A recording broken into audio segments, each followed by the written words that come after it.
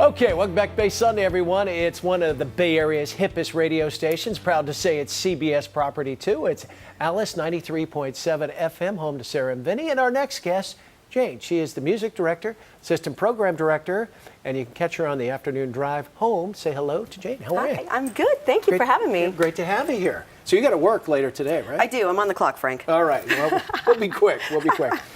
Well, we were talking off camera a little bit. How'd you get into radio? Interestingly enough, it was a complete accident. I was interning in the House of Representatives in the gallery of the House of Reps in D.C. Okay. And went back to the town I was living in at the time, which was Reno, and applied to every radio and television station. One sports station called me back, said they needed somebody to run Giants games. Oh, what?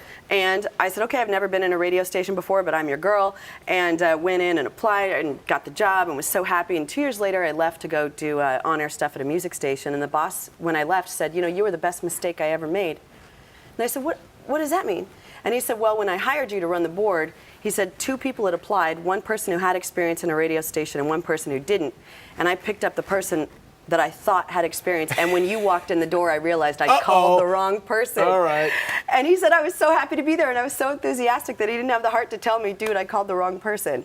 So literally my entire career, and me sitting here with you right now, is all down to that one guy picking up the wrong piece of paper. Do you remember his name? Dave Barnett. And Thank you, Dave. Have you stayed in touch at all? I'm not sure where he is these days. No, All right. he kind of. Well, Dave, if you're out there, thank you. thank you very much. Exactly. Well, how has radio changed? You've been in the business for 20 plus years, right?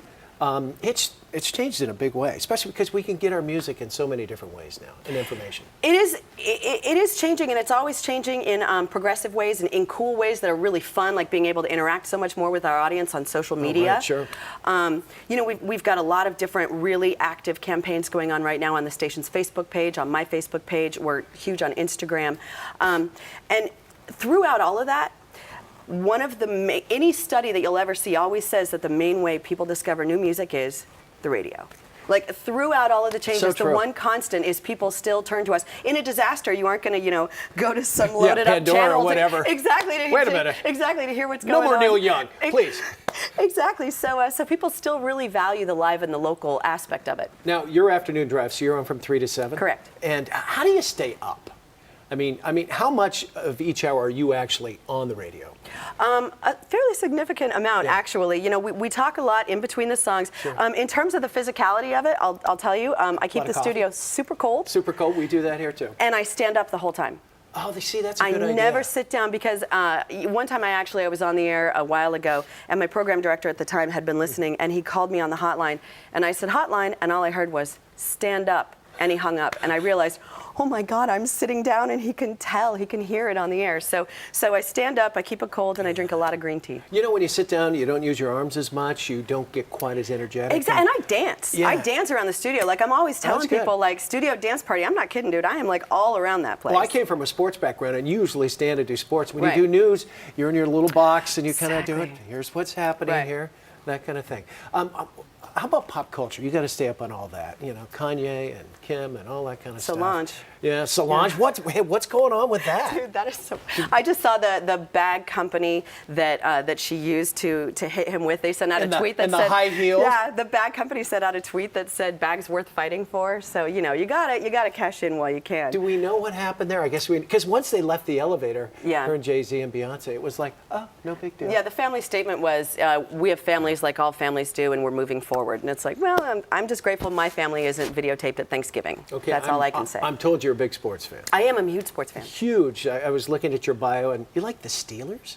I was married into the Steelers. Okay, well, that's cool. Yeah, so you can forgive me for that. That was by marriage. Okay, and a Warriors fan to boot, right? Warriors fan, huge Giants fan. And Warriors got a new coach. Do you think the whole getting rid of Mark and bringing in the new guy?